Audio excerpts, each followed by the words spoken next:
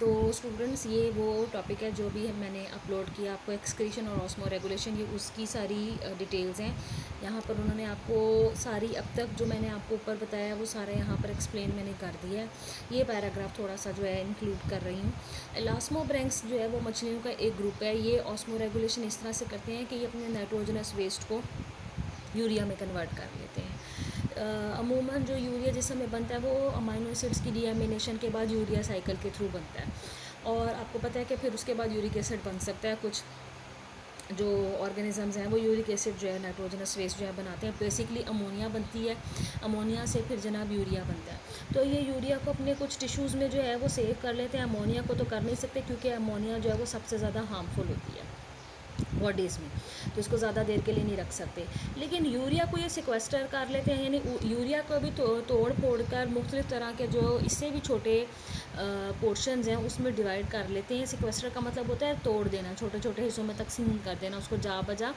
तो ये जना बॉडी टिश्यूज़ में जो है इसको सेव कर लेते हैं। Enough urea is store to make body tissues isotonic with sea water. जब भी काफ़ी सारी अमाउंट में यूरिया की मिकदार को जिस्म के अंदर जा बजा स्टोर कर लेते हैं, तो यूरिया को स्टोर करने के बाद उससे भी बहुत सारे आयंस, मिनरल्स और बैलेंस का जो जिस्म के अंदर तवाज़ुन है वो बाहर समंदर के पानी के जैसा हो जाता है।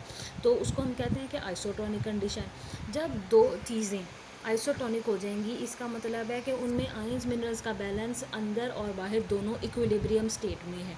अगर इक्विलिब्रियम स्टेट में है तो ना कोई चीज़ बाहर से अंदर आएगी और ना ही कोई चीज़ अंदर से बाहर जाएगी, जिसकी वजह से स्पेशल एनर्जी, एक्टिव ट्रांसपोर्ट वगैरह का प्रोसेस वगैरह भी नहीं करना पड़ेगा।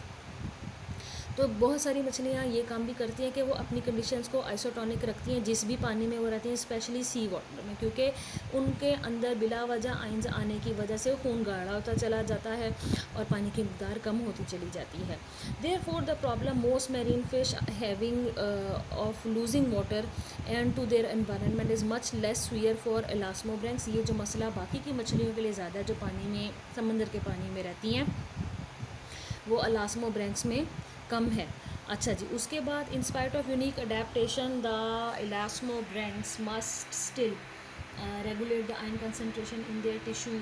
In addition to having iron absorbing and secreting tissues in their gills and kidneys, elasmobranchs possess a rectal gland that removes excess sodium chloride from the body and excretes it into the cloaca.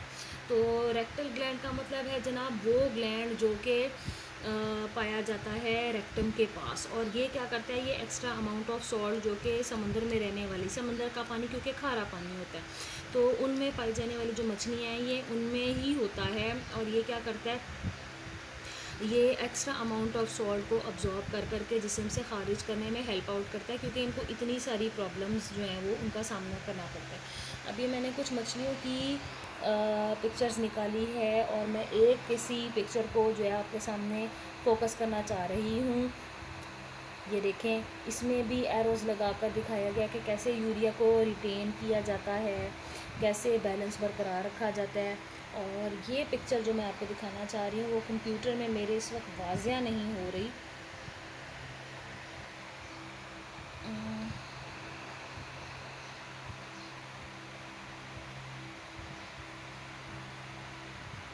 ये देखें, rectal gland यहाँ rectum के पास करके होता है, तो ये जना एक्स्ट्रा अमाउंट ऑफ सॉल्ट को रिलीज़ करता है।